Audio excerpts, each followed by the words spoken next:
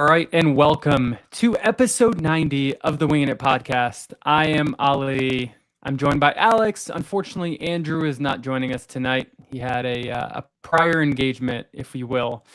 Um, Before we get into it, as always, if you're watching this on YouTube, please do not forget to subscribe. If you're listening to my beautiful voice on Spotify or Apple Podcasts, please hit that subscribe button. Hit the notification bells as well so that you're notified every time we drop content. Also, head on over to our Instagram page at wingin.it.pod. And subscribe to our page there as well, where we're uploading content from our episodes as well as, just random Eagles content, because after all, this is an Eagles content page and we love the Philadelphia Eagles. I'm joined by Alex. We had a game this past week against the Cleveland Browns. Alex, you were at the game. I want to get your thoughts first and foremost. First of all, it's great to have you back. You and your close eyes that are situated close together. I couldn't think of an insult fast enough, and I was looking at Twitter, just like looking up some stats, and for whatever reason, I saw a guy with like really close eyes, and that was the only insult that I could come up with. So you were at the game in Philadelphia, obviously, against the Cleveland Browns. Want to get your thoughts on like what that environment was like. It's been quite a bit of time since we've had a home game. It feels like forever since we've had a home game. Tell me about it. First of all, how are you? Great, man. Feeling a little bit under the weather. My son caught a cold. I think like most parents can relate this time of year. It's pretty rough. So if I sound a little raspy or out of breath, that's why. And also, as far as the insult goes, I'm happy you haven't been compartmentalizing a whole bunch of like pent up aggression that you're like, first thing I see, I'll insult Alex with that. So that makes me feel good, Ali. That makes me feel good that even though when I'm not in the room, you can't figure out a whole bunch of bad stuff to say about me. The game was kind of like what you would expect. You remember in the movie Invincible when it like this opening scene and it's just like everyone in the stands and people are like booing at the team and people are getting hit and going like, ooh and ah. The game started out, fairly high energy. Jalen Hurts starts going 0 for 5. You want to hear a pretty interesting stat? The Eagles have not scored a single point in the first quarter since Julio Jones caught a pass against the Arizona Cardinals last year. Wow. That is a real stat. Not a single point. That's not even a field goal in the first quarter. And also, the Eagles have now gone 16 consecutive games without beating anybody by 2 possessions. 16 consecutive games. Do you want to know the last time we won on a game by 2 possessions? 16 games, carry the 1, minus 12. Tell me.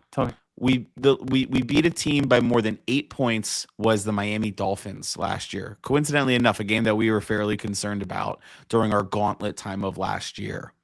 So when the Browns come into Philadelphia, we're expecting a blowout. We're expecting a 2-possession win game. I didn't get through the whole entire episode last week when you and Drew were recording it, but I assume y'all were giving us, more than 8 points. We're frustrated, Ali. It's very frustrating. There was booing. I did not give us more than 8 points. My prediction was 13-10 Browns winning. Okay. Well, my bad to be so assumptive. It was 13-10 for quite some time. There you go. It was just very lackluster. We weren't very excited. There were multiple third downs where we're not even like cheering and like getting up to try to like, get into the head of the other team. Moments that Deshaun Watson looked really good. And despite a few, good defensive performances and keeping them out of the end zone, it felt pretty deflating just to know that the Eagles are an average team. Beautiful weather, though.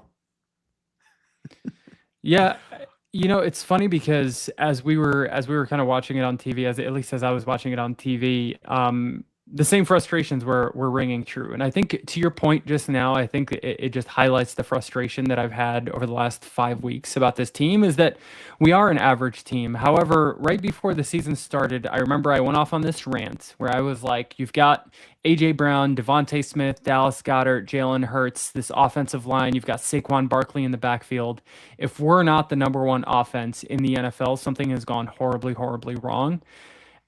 And right now, I can tell you that we are 10th in total offense with 366.8 yards per game. We're 14th in passing, 6th in rushing, 18th in scoring, 25th in red zone offense, and 18th in third down efficiency.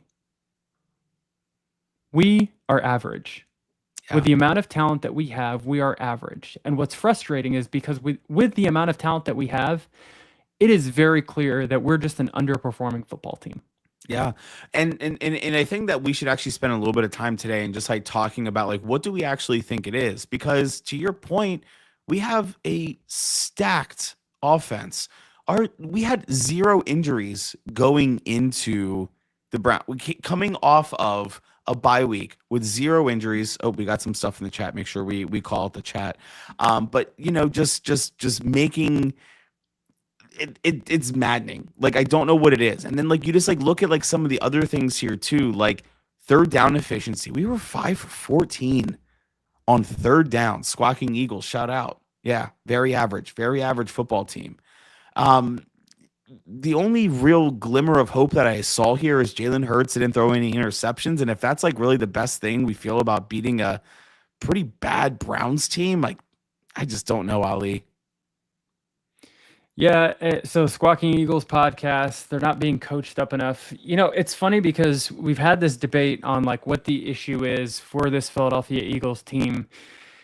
Is it Jalen Hurts? Is it this offensive scheme? Is it Kellen Moore? Is it the fact that Nick Sirianni hasn't fully let up on the situational play calling? Or is it a combination of all of it?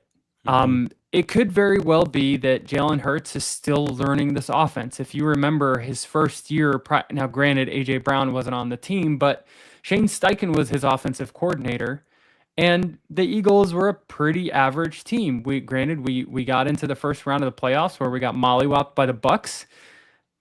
But then the second year coming in, when Jalen Hurts had a full year under this coaching scheme, under this coaching staff, he lit up the scoreboard. Now, again, granted, he had A.J. Brown. Now, here we are a couple of years later where we've got a completely different coordinator system. We've got a different offensive sort of system that Jalen Hurts has to play under. And we've got the consistent Nick Sirianni who's shouting back at our fan base, yelling at them, acting like a clown. And I'm left here sort of reflecting on this comment by the Squawking Eagles podcast. Like, Nick Sirianni is the epitome of a grown man-child. Mm-hmm. He does not, I guess, garner the respect that I see other head coaches command when they enter a room. Could you imagine a world where Andy Reid is yelling back at fans, or Bill Belichick, or Doug Peterson? Can you think of any coach that's going to go back and yell and interface with the fans? And it's not the first time he's done this too, Ali. Now, to Nick's, I don't want to say defense, but I think there may be a little bit of misled media hype on what actually occurred. So there was a post on Reddit, on the Eagles Reddit page, and the person that posted saying that they were yelling at Nick to run the ball, and Nick was interfacing with the fans during the game saying, "We're getting there, whatever," which is really bizarre. Like, you don't need to do that. Like if that person's getting into your head and you feel like you need to respond, that's already a big problem. But he was more or less joking with the fan after, saying, "I told you we were going to run the ball. I told you we were going to do this." But this isn't the first time he lashed out. Do you remember when we beat the Chiefs last year, and again, a pretty sloppy game that we really did nothing and just a few plays kind of won it there? And he's yelling, he's like, "Chiefs fans, I can't hear you," in the tunnel. That's unhinged. That is unhinged, and that is not how a professional head coach should be running a football team. I think he's insanely immature. And I also think, and Brian Fye called this out in our group chat, I think he brings his kids on stage with him to press conferences so they can't be mean to him and ask him hard questions. And that's just like now like his new thing. Yeah. And you can't fire someone in front of their kids, right? So I mean, if you want to ruin Christmas, but like, sure. You're not going to ruin Christmas. The dude's a millionaire. He's fine. He's fine. Yeah. You know, what's funny is I remember the 2022 season, there was a clip where he was talking to the team. And if you remember in 2021, when we were playing Dallas and we absolutely got blasted, um, he had this shirt on in one of his pregame, like his middle of the week press conferences that said "Beat Dallas," and then there was a team meeting the next year, the year we had the Super Bowl run, where he brought out that shirt to the players, and he was like, "We need to sort of be self-critical at every stage of the game." Me, for example, and he pulls out that shirt. He was like, "This was stupid. I should not have done this last year." Yeah. And I got a lot of respect for him, right? Because a self-critical individual is what makes a good leader, right? No one is perfect, but it's recognizing when you're not showing up as your best self and fixing that. That is what gets respect from players. And what you're telling me right now, as far as his like banter back and forth with the fans at the game, or reminding me what happened with the Chiefs, or me reflecting on the 2021 season, was 2022 just a fluke in the career of Nick Sirianni as a head coach? Do you remember those golden years with Carson Wentz? You think Doug Peterson can't coach the Jacksonville Jaguars right now, and they don't have an awful roster. They have a pretty good offense, right? And they can't get anything going over there. It's an interesting. I can't say that I'm fully giving up on Jalen Hurts yet. I think Carson Wentz was mentally not strong, and I think he was just broken, and that injury messed him up. I don't know. I think it does come down to coaching, though. That team, we had more of a veteran presence there. We had some of the old heads there. We had some of the people that we know are going to be able to hold it together and keep it together. We had Kelsey. We had, I don't know. We had some other vets on the team that were able to exactly what I said, just like hold everything together. And I think when we lose that, and then you have a head coach that's acting like a 4-year-old, I mean, that's going to be difficult. The other thing is, in that 2022 season, we were under the assumption that Shane Steichen was making all the offensive calls, right? There's no doubt that was it, right? Why is there this now situational football rumor mill when you look at the route trees of Dallas Cowboys or Chargers, or the Keenan Allen route chart, and how that compares to AJ Brown's and Devontae Smith's, that it looks a lot different? And now there's a lot of talk going around that Nick is overriding calls. And I think I heard him in a presser. I don't want to say something that's not entirely true because we are sports media, Ali. But there has been some conversation going on that Nick is overriding our offense and defensive coordinators in certain situations, and that's like a step back from the self-awareness part that you just said here. Yeah, I don't know what I don't know, right? Like, a lot of these comments are being made potentially as like conjecture, potentially just like guessing. But what I do know is coaches in the NFL have tendencies. Coordinators have tendencies. Defensive coordinators have tendency to blitz. Offensive coordinators have tendency to run motion and run out of shotgun, etc. Kellen Moore's his receiver trees look very different than everywhere else that he's coached. So it is a fair jump to say that Kellen Moore is not running the same offense that he has been running for his entire career, or Kellen Moore is not running this offense. Yeah. Well, even like looking forward to like the next few games, here's the thing I don't like. It's a pretty average schedule for the most part, right? We play the Giants. I think that's a winnable game. Then we go to Cincinnati. That might be a fun game for some reasons. Maybe we'll let the podcast know why. Jaguars, Cowboys, Commanders might actually be a good game. The Rams, Ravens, Panthers, Steelers, Commanders, Cowboys, Giants. Like, there's a lot of very average teams there. And I think the worst case scenario that happens is that we win a good amount of them against average teams, and we're no better than we were before, right? There's not going to be a massive coaching change if our team does squeak by a wild card spot, or if Jaden Daniels does get hurt and the Eagles end up clinching the NFC East, because I think it's done for the Cowboys at this point. That's going to be like a worst case scenario. I really think we need some personnel changes. And I really think that it comes down to the head coach. I'm on board. Get Nick out of here. It can't be any worse than we have right now. or have the self-awareness, let our offensive coordinator and our defensive coordinator cook and get the hell out of their way. Yeah, I completely agree.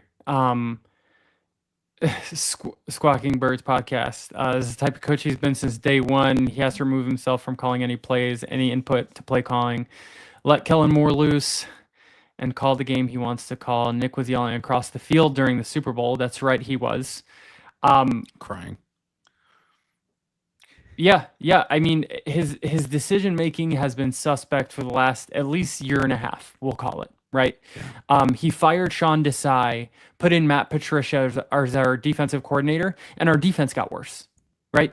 So he doesn't know how to mitigate bad situations and sort of like mitigate how much bad is going on. It only gets worse around Nick Sirianni, and it feels like it gets worse towards as the season continues to progress. Yeah. It doesn't get any better.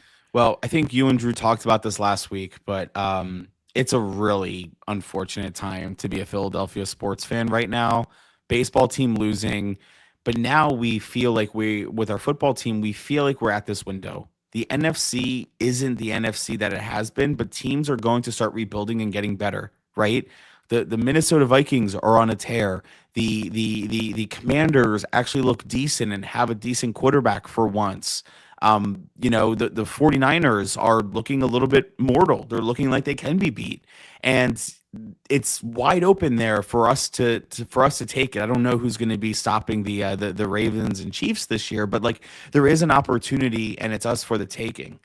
And I would almost rather, and I hate saying this, know that our team is just bad and that we're going through a rebuild and looking at the puzzle pieces that are going to be there in the future and having something to be excited about, because these contracts are going to come up. AJ Brown's going to want more money. The Saquon, train isn't going to last forever.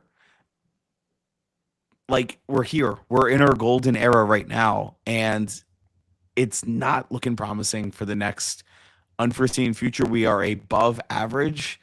And that is all we are. I don't see us being these upper echelon teams, even on some of these like mid teams that we are coming up here in the next few weeks. I'm not entirely sure.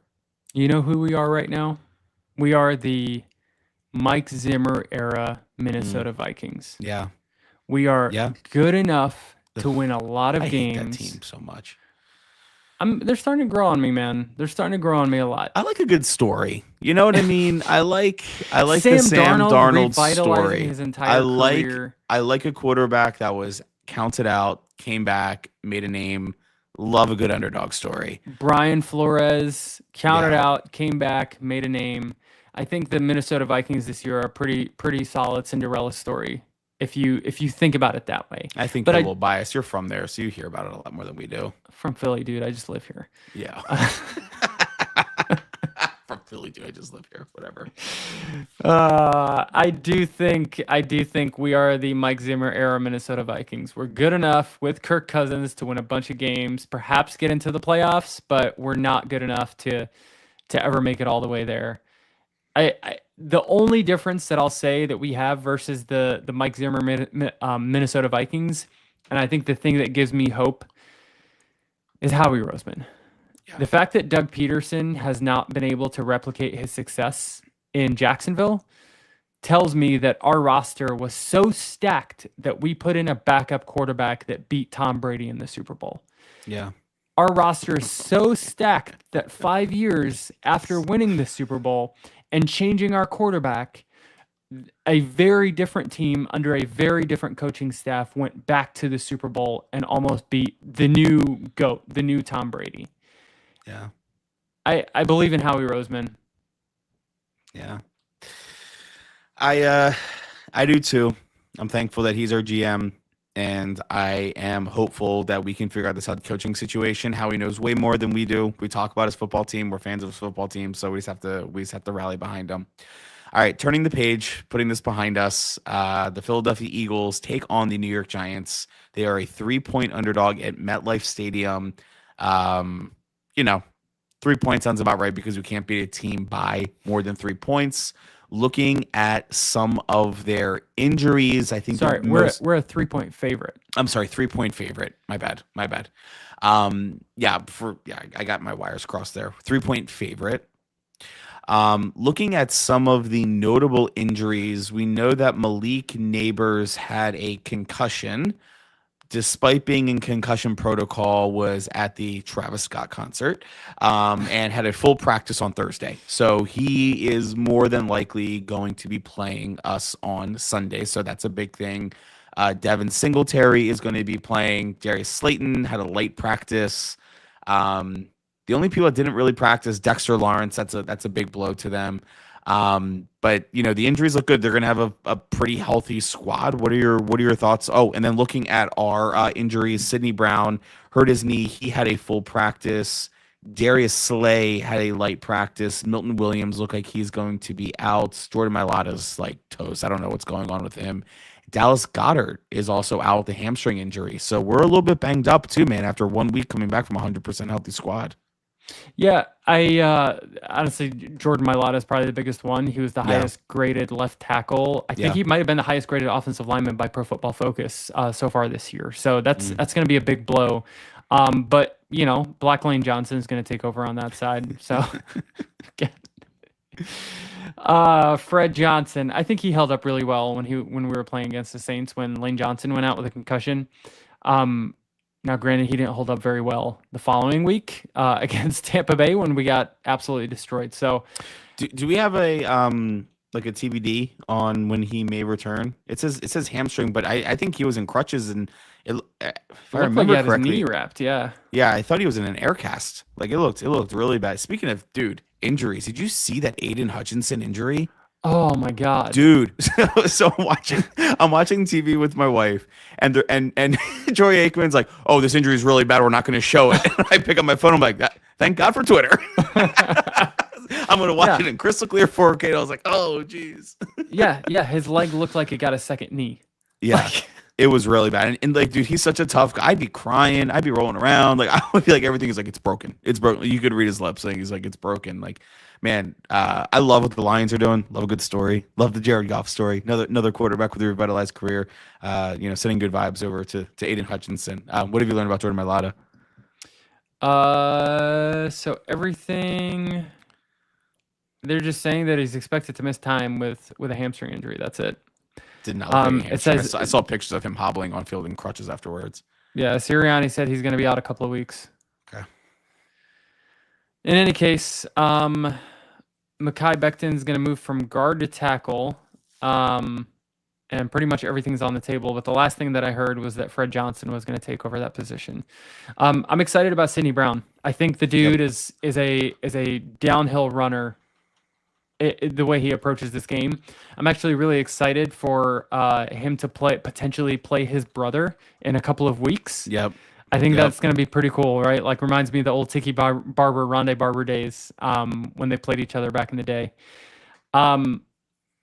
Malik Neighbors was probably the biggest sort of like threat, if we were going to call this Giants offense a threat to our defense. And honestly, I'm excited to see how they do. I'm excited to see how Q fares up against Malik Neighbors. Yeah. Almost had his first pick last week and got I forget who he CJ Gardner with. Johnson. So yeah, they're both arguing, throwing their hands up in the air. It was pretty funny. Speaking of our defense, so here's our ranking after 5 games. We're the number 11 defense in yards per game, giving up 341.4 yards per game. We are 11th in total points per game with 21.2. We've given up 218.4 pass yards per game, 123 rush yards per game. We have 11 sacks, 5 of which came against the Cleveland Browns this past week, and 2 interceptions. I don't know how to feel about our defense at this point in time. I think that they have done just enough to allow our offense to score enough points to win games. Mm-hmm. However, when I see the way that other teams have elevated their game on defense, I feel like we have skipped a pretty serious beat. The fact that we are not getting to the quarterback the way that we should, take out, this game against the Cleveland Browns. We had 6 sacks in 4 games. That's a little over a sack a game. That is not the Philadelphia Eagles defensive line that you and I have been used to growing up with the Jim Johnson era, with the Sean McDermott era. Like those were some of the most tenacious defensive lines that we have ever seen in our lifetimes. Jonathan Gannon, remember that year when he had like 70 plus sacks? Yeah. What happened to this defensive line? We have Jordan Davis, who I'm just going to call it. I think Jordan Davis is a bust. No. I think Jordan think Davis so? is a bust, dude. You I think, think his he is a giant human. All he has to do is just plug the A gap with his like meat sack. Was it the first thing that came to your head? With his meat sack. All he's got to do is just stand there with arms out wide and just accept whoever comes in. He gets moved around like he's a rag doll. The only person who I feel like is an actual bright spot on this defensive line is Jalen Carter, who, correct me if I'm wrong, but he was on the injury report, correct? I don't think he was actually. No. Do not see him on here. Jalen Carter, 4 hours ago, unexpectedly misses practice. Okay. Well, it may not be injury related. Looks like it's potentially a shoulder issue. I was going to make that a won't be car good racing joke, but I'm not going to do that. Please don't do that. Please don't do that. Yeah, no. Our defensive line, in my opinion, is underperforming. I really like Zach Bond. I like Nakobe Dean. He's stepped up his game. Darius Slay, I'm calling him Darius Slay, has definitely lost his step. I think I've seen some reports about potential trade options for Darius. I'm going to keep calling him Darius until he steps his game up. He almost went to Baltimore in the offseason. Did you hear that? He did. Yeah. He should have. Yeah. He absolutely should have. Yeah. We've got Cooper DeJean, as the announcer kept calling him on Fox this past week. We've got Sidney Brown coming back. We've got who else? Who's the other guy on safety? Who's our other safety? Oh my God.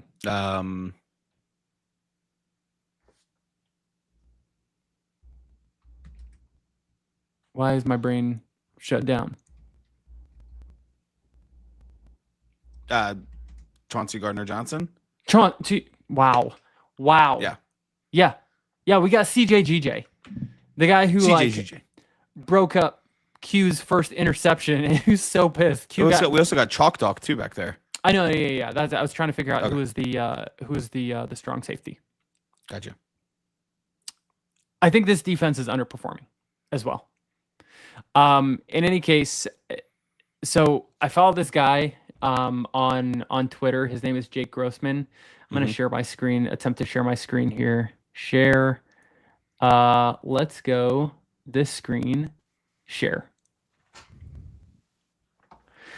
So this is an analysis that he does on a week-to-week basis, just looking at a rolling average across each NFL season, and just basically asking the question: Is it time to run the damn ball? Right? Looking at the EPA across all plays within the NFL, and what I find pretty interesting is from 2020 to 2024, you see kind of a downward trend in EPA, which is interesting, right? This is kind of my point to you of like NFL defenses elevating their game in a way that I don't believe our defense is able to do. What you find is what once was a pretty wide margin between EPA on pass plays to EPA on run plays has started to creep up very, very closely to one another. Now, the EPA for run plays is still not the same as the EPA per pass plays, but the fact that it is so close tells me that running the football is a significantly it is a significant key in order to score points in the NFL, way more than it has been in recent years, certainly the 2010s era. Right? Yep. The Philadelphia Eagles don't like to run the ball, even though we have a $26 million back in our backfield. Yep. The New York Football Giants are suspect against the run. My hope is that over the course of, I'm trying to figure out how to stop sharing. Yep, stop sharing. My hope is that over the course of the next couple of days, whether it's Kellen Moore, whether it's Nick Sirianni, wakes up from a cold sweat, realizing that they lost their job because they decided to not utilize Saquon Barkley, and then make the decision to run the ball almost every single play. Thank you, Squawking Eagles podcast. Run the ball, win the game. And it's funny too, because like we as a team, like we don't think that we run the ball so much because we don't have that many attempts, but Saquon Barkley is leading the NFL at number 4 with rushing yards. Derrick Henry at 704, Jordan Mason at 609, Chuba Hubbard. Really? Wow. Has he had himself? Is this year? Okay. 485, Saquon Barkley 482. It has to be this year. It's Saquon in an Eagles jersey. So it's interesting because like we feel like we don't run the ball, but the stats, if you're just to look at rushing, you would think that like our identity is in the running game. It's going to be interesting to see Saquon potentially, well, not potentially, but he will be at MetLife Stadium taking on his old team as a 3-point favorite this time. And wasn't there something that like Saquon like never won a game at home, or like there was like some like ridiculous thing that like he's like never won a game at MetLife, or am I making that up? No.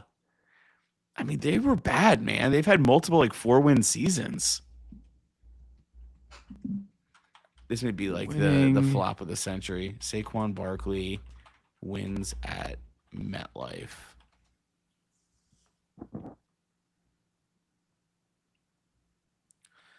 There's something about, okay, maybe that's not entirely true, but there's something about Saquon and MetLife, or maybe they've never won an away game, or there was something about a stat that I was like, there's no way that I actually believe this. Anyway, I think the key to winning the game, just like you said, run the ball. We don't need to stay out of it. Maybe, forget our, leave our coach at the rest stop along the way when, they're getting off for a break.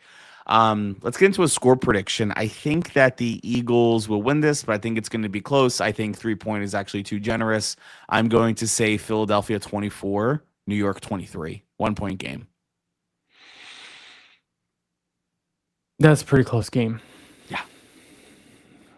I think everything that we've seen from this Philadelphia Eagles team, the over-under on this game is 42.5 points, so kind of middle of the pack.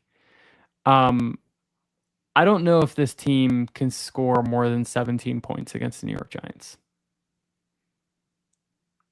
Having 17. Said that, wow, I think the New York Giants are going to score 20. I think we lose this game. I think we lose this 17-20. I think we drop this game to an NFC rival, and my hope is that it's enough of a gut punch that some changes happen. Yeah. Because, again, we all see how talented this roster is. Everyone in the sports media world saw the Philadelphia Eagles as having one of the most stacked rosters in the NFL, besides who? The San Francisco 49ers, before Christian McCaffrey got injured. Yeah. We're not, I just don't see us competing well enough to win this football game. I think the Giants win 20-17. And my hope is that once we get over this loss, we're able to find, some type of solution, pick up the pieces, and Howie Roseman finally takes over.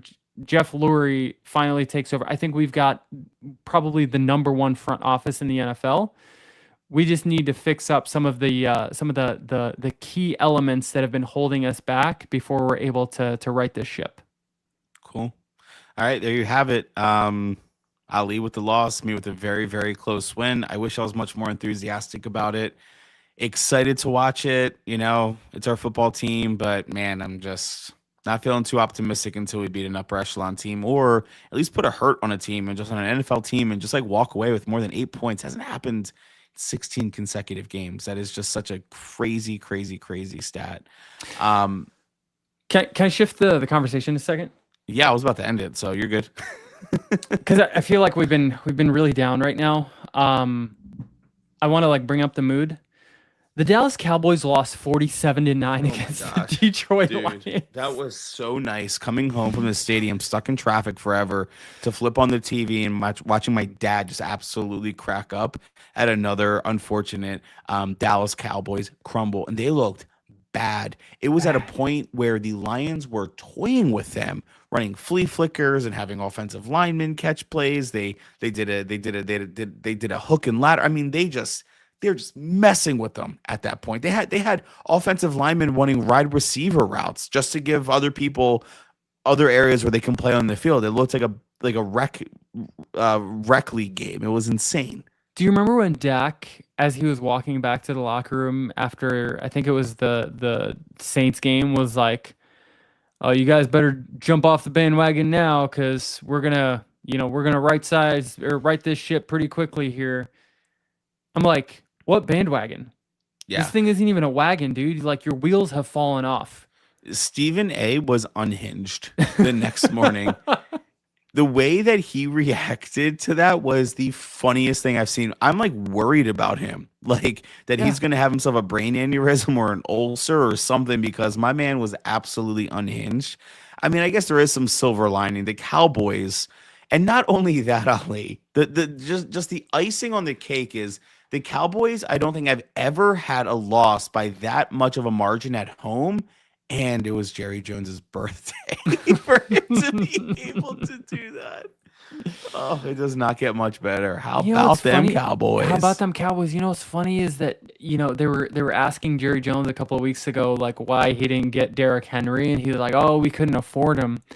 Well, it's like, yeah, because you chose to wait until the last possible second to pay Dak Prescott. You chose to wait until the last possible second to pay CeeDee Lamb. These are like, it's a well-known fact in the NFL that the best quarterback contract is for the next quarterback, not the best quarterback. Yep. Had he paid Dak Prescott in the beginning of the offseason, he might have been able to get him for like $15 million less. Yep. That is not hyperbole. That is a fact. Yep. And the fact that he waited so long to pay CeeDee Lamb, who knows? Like, honestly, the Dallas Cowboys could have had Derrick Henry this year, and they could have been running the table on the entire NFC. But no. And this is why I keep going back to the silver lining. We have an excellent front office. And so long as Jerry Jones is in charge of the Dallas Cowboys and thinks that he's the smartest person in the room, I do not ever feel like we are going to see a Dallas Cowboys Super Bowl. Can I just share with you a quick chart that I just pulled up really quick? Yeah. Do you know who the top 5? Well, these are tied. There's a few ties here.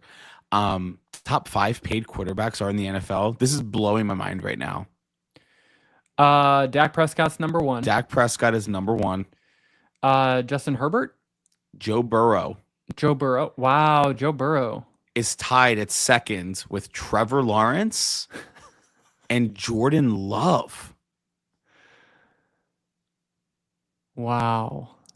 And then after that, Mr. CTE himself, Tua Tagovailoa. And then the first quarterback is tied in 5th place with Tua is Jared Goff, where you finally get to a decent quarterback. Then Justin Herbert. Then you get to Lamar Jackson, Jalen Hurts, Kyler Murray, Deshaun Watson. Patrick Mahomes is at 12th, tied with Kirk Cousins. Man, dude, what is going on in the world? Josh Allen at 14. And it just goes to show. Then Daniel Jones at 15 and Matthew Stafford at 15. I mean, what an awful list of top 8 quarterbacks. Wow. Yeah. Squawking Eagles podcast. Saquon has only won 16 games at MetLife. Wow. Yeah. Wow. 17, hopefully. Cool. And one of those games had to have been against the Jets. So, like, even if it was home or away. Interesting. All right. Yeah, that is episode 90. Thank you so much for winging it with us. We will be back next week with the results of the Giants game. Thanks for kicking it with us all. Go Birds. Go Birds.